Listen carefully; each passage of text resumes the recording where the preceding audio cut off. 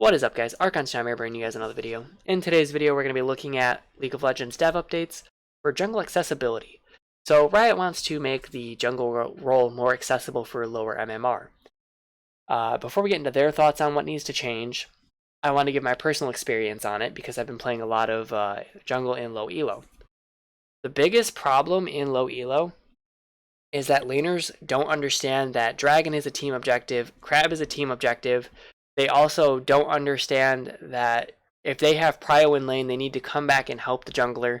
What you'll see a lot of time is, like, let's say your mid laner has the enemy laner pushed under tower. There's nothing he can do right now because if he walks up, he's going to get traded into. The wave hasn't crashed for his second wave, and he's just standing there walking back and forth doing nothing, essentially, trying to maybe do a little bit of poke damage. Meanwhile, what's happening on the map is enemy laner, or the enemy jungler is doing Dragon. Their bot lane is winning. So that means that their bot lane's coming up. So now it's a 3v1 at Dragon because your mid laner isn't moving to help you. Or what else happens is you get invaded at Raptors, for example, and your laner could easily walk up and help you and deal with the enemy jungler, and instead he just walks back and forth and tells you to give the camp while he's not doing anything productive at all. And now you're so far behind that you can't get back into the game because you're literally being forced to give up your jungle at every opportunity because your laners refuse to rotate for you. And then by late game, you're down 3 levels to the enemy jungler, and they're calling you a crap jungler, and it's like, okay, what do you want from me? I was literally being invaded all game. You didn't come help me because you said it's not your job to help me, but it's my job to gank for you. Where's the logic in that? It's a team game. If you're pushed at tower and you're not doing anything productive but walking back and forth waiting for the next wave to crash, you might as well do something on the map, right? And then what happens is it spirals even further out of control because they get, 4 dragons because I can't do dragon by myself. Because for whatever reason, even though the mid laner is pushed to his tower, he still slips out the back and comes down through their jungle and then meets me at dragon, and then it becomes a 2v1 while my jungler is busy trying to, get turret plates apparently. Or walk back and forth and see how many times he can walk back and forth within a wave crashing. And then he's like, oh my god, you fed my lane. And you gave them dragon. It's like, no, dude, I didn't give them dragon. You gave them dragon by not rotating over when you had nothing better to do. Like, that's the biggest problem in low MMR jungle. Like, that's why the role feels so bad, is because you get flamed for everything. Every mistake, even if it's not your mistake and it's actually your laner's mistake, you will get flamed for that mistake. Trust me. That's why the role feels so bad. That's why nobody wants the responsibility in low MMR. It's already been said multiple times, if you do jungle in low MMR, be ready because it's going to be miserable to do because you don't get help at all.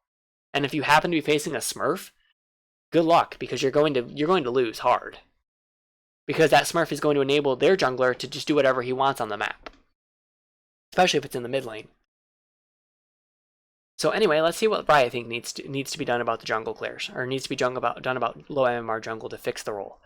So, more forgiving jungle clears. With the current shorter jungle timers, the pace of farming and ganking has gone up considerably, making every misstep a major setback for both the jungler and their team. Jungle monster-based attack damage are reduced across many camps. Jungle monster attack damage scaling reduced across many camps. So basically, they're making jungle clears healthier than what they already are. Camp respawn timers 2 minutes to 2 minutes 15. So for newer players, they tend to get overwhelmed by camps respawning, especially if you do like buff, second camp, third camp, fourth camp, fifth camp. And then go to Crab, you get 4. And by the time you kill Crab, you'll notice that your camp that you killed second is getting ready to respawn, and then they'll go back and try to clear that camp real fast to try to keep all their camps on cooldown, potentially, which is actually not what you want to do. You want to look for gank opportunities. If there's no gank opportunities, then that's more than fine to go and, do that camp as it comes up. But if your mid laner is being pushed underneath tower, you can go gank and then do the camp. It's not that big of a loss. Or maybe you can look to counter jungle if you need to. So I think the extra 15 seconds will help make it a little less overwhelming for players who think that camps are everything. Camp bright warning timer. This also falls into the same camp of what I just said about players who think that camps are everything.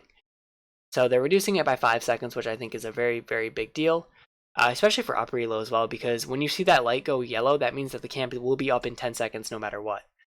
So if you want to counter jungle and it kind of helps you tell, if you had vision there, it helps you tell where the enemy jungler is going to be as well. Because realistically, more times than not, they're going to path towards the buff that's coming up to get the buff. So it makes it a little bit easier to counter jungle if you want to do a camp or something and go meet them there, as soon as you see that light up, you can then head to their camp, hide in their brush, and then ambush them or whatever you want to do. While also helping newer players who use that yellow light as a way to know when to go to a camp. It helps give them an extra 5 seconds on the map. Jungle gold from non-buffed camps increased by approximately 5%. So I don't understand this one. I get wanting to give, low elo junglers extra HP in order to be able to actually gank, which is fine. It doesn't affect upper elo that much because more than likely upper elo is already going to be at a decent health value for ganking. This just gives upper elo more gold. And this is after at the start of Season 11 they nerfed Gromp 20 gold, they nerfed medium golems by I think 10 gold, to where now they're only worth like 3 or 5 gold, something like that. And you actually have to do the full golem clear in order to get max value out of it in terms of gold. So very interesting choice that we're doing this. We're kind of heading back to a snowball-y jungle, which is very interesting.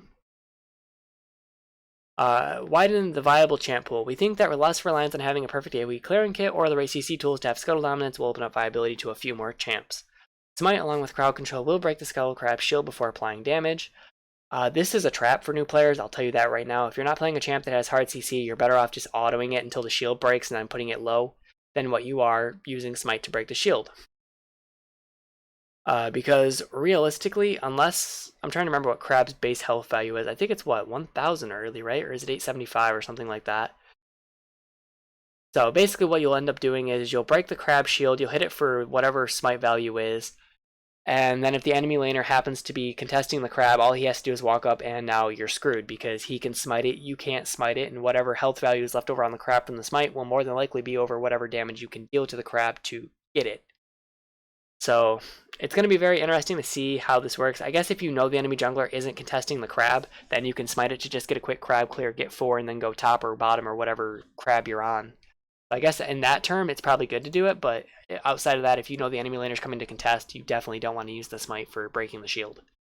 Okay, sorry guys. Throughout the video, I may have to pause or pause inside OBS because my sinuses are driving me nuts, and that's great. But anyway, on to Omnivamp on jungle items. From 10% to 8%. So while they're apparently giving you more health on your clears from the attack damage going down for certain camps, they don't want to give you too much health back in Omnivamp to make it to where you're just full health the entire time, which makes sense. Smite percent max health healing from 10% to 15%. This is going to be good for skirmishes at Crab. Like I said before, the only time you want to smite Crab is if you're dying to the enemy jungler and you need the extra health from smite. Or, you can just smite the Crab outright.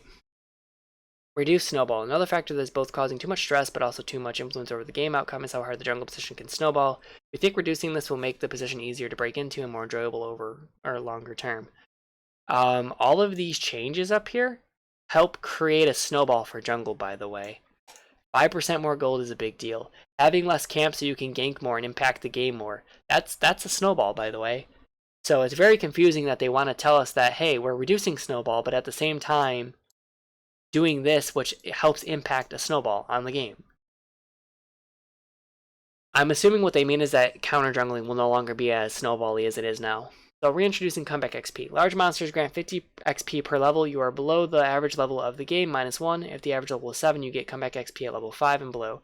So for those who don't know how to find the average of something, you basically add up everything that's there and then you divide it by the number of things that are there. So in this case, you'd add up all the champion levels on your team, and then you divide it by the champion level, or divide it by the number of champions in the game. So it'd be 5. And whatever that is, that's your average. So if you're -1 below that, then you get bonus catch-up XP. Quick math for those who didn't know how to find the average of something.